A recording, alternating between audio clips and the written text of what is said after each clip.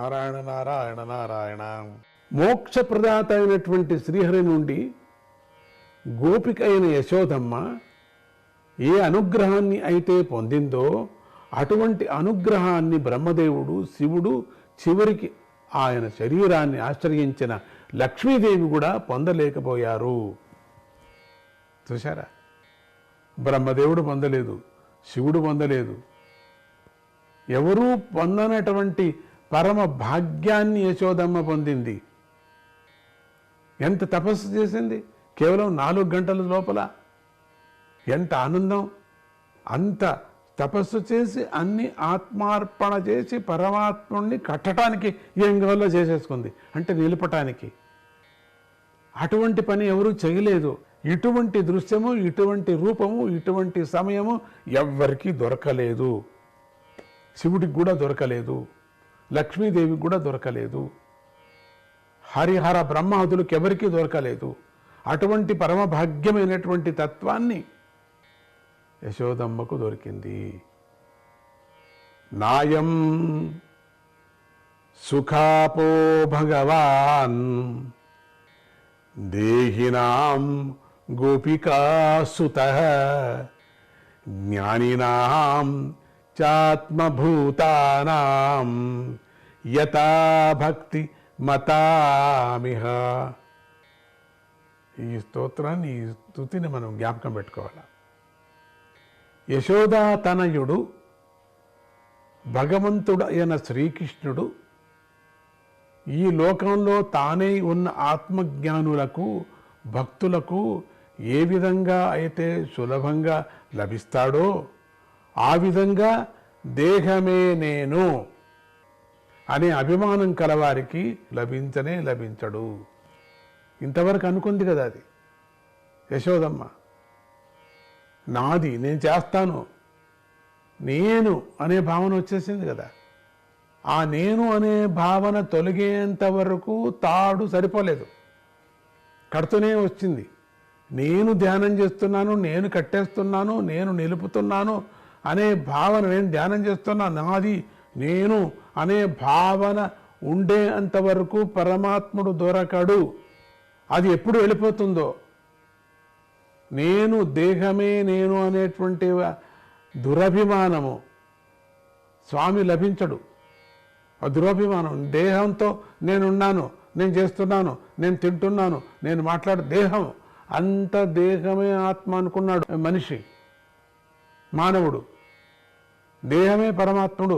దేహం లేకపోతే ఎట్లా, నేను లేకపోతే ఎట్లా?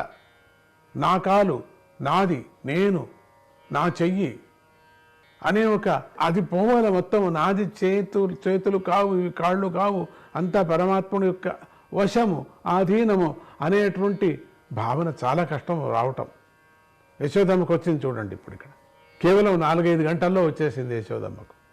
అందరికీ అంత రాదు కదా. 4-5 జన్మలు కాదు, 40 జన్మలు కాదు, 400 జన్మలు తీసుకున్న యశోదమ్మకు వచ్చినటువంటి భావన ఎవరికి రాదు. అది ఉదాహరణ మనకు.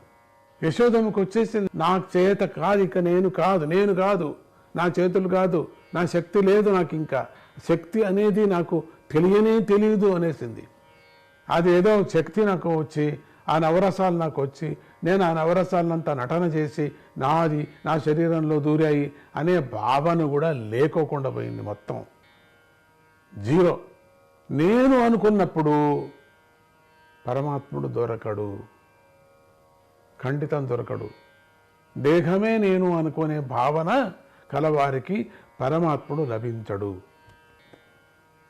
పిల్లవాడిని రోటి కట్టేసి యశోద ఇంటి పనులు చేసుకోవటంలో మునిగిపోయింది. అంతే, ఇంక కట్టేసింది. ఇంకా ఎప్పుడు ఆ భావన వచ్చేసిందో తాడు సరిపోయింది. ఆ భావన రావాలి కదా మనకు. ఎప్పుడు భావన వస్తుందో పరమాత్మ నిలిచిపోతాడు మనసులో. కట్టేసేయచ్చు. అప్పుడు కట్టేసింది మొత్తం. కట్టేసి ఏదో సులభంగా మామూలుగా కట్టేసి వెళ్ళిపోయింది. అసలు ఎంత తపస్సు చేసిందో ఈవిడ. ఇప్పుడు ఇంతవరకు ఎంత తపస్సు చేసిందో చెప్పలేం మనం. ఎంత అద్భుతమైనటువంటి ధార పోసిందో, మొత్తం తన ఆత్మార్పణ చేసుకుందో. కేవలం తాడుతో రోలుకి పరమాత్ముడిని కట్టేయటంలో మొత్తం తపస్సంతా చేసేసింది. యశోద ఇంటి పనులు చేసుకోవటంతో అక్కడికి మునిగిపోయింది, వెళ్ళిపోయింది, అక్కడికి కట్టేసింది.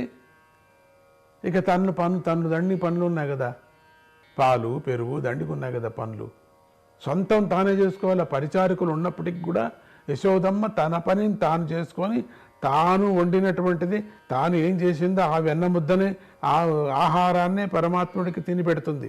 ఇంకెవరికి ఎవరు చేసింది ఇవ్వదు, తానే చేయాల తన చేతులారా. అట్లా ఇంతలో సర్వసమర్థుడైనటువంటి శ్రీకృష్ణుడికి కొద్ది దూరంలో 2 మద్ది చెట్లు కనిపించాయి. కట్టేసి వెళ్ళిపోయిందా, గోపికలంతా వెళ్ళిపోయారు. వెళ్ళిపోండి, మీ పనులు మీరు చూసుకోపోండి, నీకెందుకు మీరంతా ఇక్కడ ఉన్నారు అని వాళ్ళందరినీ కూడా ఎళ్ళగొట్టింది. ఇది అయిన తర్వాత మన స్వామి కట్టేసి వెళ్ళిపోయిన తర్వాత అట్లా కట్టించుకొని, ఇదొక మాయ, కట్టించుకొని రోలు కట్టించుకున్నాడు. గట్టిగా తాడు కట్టేసింది బాగా, అన్ని ముళ్ళు వేసింది, ఇంకొక ముడి వేసి గట్టదా కట్టేసింది. మెల్ల కొంత దూరంలో 2 మద్ది చెట్లు కనిపించాయి స్వామికి. చూశాడు, తొలగవాడు కదా, తొలగతనంలో ఏం మాయనో, పరిగెత్తటంలో ఒక మాయ, నవ్వటంలో ఒక మాయ, ఏడ్చటంలో ఒక మాయ, తినటంలో ఒక మాయ, వెన్నపూస దొంగతనం చేయటంలో ఒక మాయ, దాన్ని తీసి వెన్నపూస ఇంకొకరికి ఇచ్చటంలో ఒక మాయ.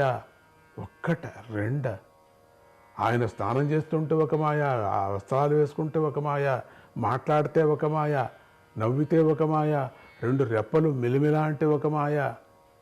అన్నీ మాయతో సంబంధించినటువంటి పరమాత్ముడు మంచిదే చేస్తున్నాడు, మనకు కనపడేది వేరే విధంగా కనపడుతున్నాడు. కానీ కృష్ణావతారంలో ప్రతి అడుగులో ఒక్కొక్క మాయను చూపిస్తూ ఒక్కొక్కరిని ఉద్ధరిస్తూ అక్కడక్కడ రహస్యాన్ని, వేదాంత రహస్యాన్ని అందరికీ మనకు చూపించుకొని వెళ్ళాడు. కొంచెం దూరంలో 2 మద్ది చెట్లు కనిపించాయి. కట్టేయటబడినటువంటి కృష్ణుడికి, ఊరికి చిలిపి కృష్ణుడు కదా, ఒక చోట ఉండడు కదా, కట్టేసుకున్నట్టుగా నటించేశాడు. ఆహా, ఎంత బాగుందో! ఆ కట్టుకు దొరుకుతాడా పరమాత్ముడు? ఆయన యశోదమ్మకు తృప్తి కలిగించాలి కదా. యశోదమ్మకు తృప్తి కలిగితే కదా భక్తుడు పరమానందాన్ని పొందుతాడు. ఆనందం పొందటానికి మనసులో నిలిచినట్టుగా నిలుస్తాడు కదా, అప్పుడు ఆనందం పొందుతాడు కదా. అప్పుడు కొద్ది దూరంలో 2 మద్ది చెట్లు కనిపించాయి. ఆ 2 మద్ది చెట్లు పూర్వజన్మల్లో కుబేరుడి పుత్రులైనట 2 యక్షులు, వాళ్ళిద్దరు కూడా ఆ చెట్ల రూపంతో వచ్చారు. జన్మలు ఎన్నో అని చెప్పాం కదా, సమస్త పక్షి జన్మల నుంచి శాపగ్రస్తులైనటువంటి వాళ్ళు కూడా దీంట్లో చాలామంది ఉన్నారు. అబ్బా, ఎంత బాగా తాను అన్నీ కూడా చెప్తాడు అంటే, ఏదో శాపగ్రస్తుడు. చిన్నప్పుడు 3 ఏళ్లకే అద్భుతమైనటువంటి పాటలు పాడుతూ ఉంటారు, పెద్దవాళ్ళు పాడినట్టుగా పాడుతుంటారు. ఆ సంగీతం సంతోషం, ఆశ్చర్యము అంతా అవుతూ ఉంటుంది పెద్దవాళ్ళకి. అది ఏదో జన్మలో సాధకుడు, మళ్ళీ అదో ఇప్పుడు వచ్చి తగులుకుంది ఆ సాధన, ఇప్పుడు చేస్తున్నాడు. అది ఏదో జన్మలో వాళ్ళిద్దరు ఎవరు, నలకుమారుడు మణిగ్రీవుడు అనేటువంటి వాళ్ళ పేర్లు ఇద్దరు, ఆ 2 చెట్లుగా ఉన్నారు. వారిద్దరూ గొప్ప ధనవంతులు.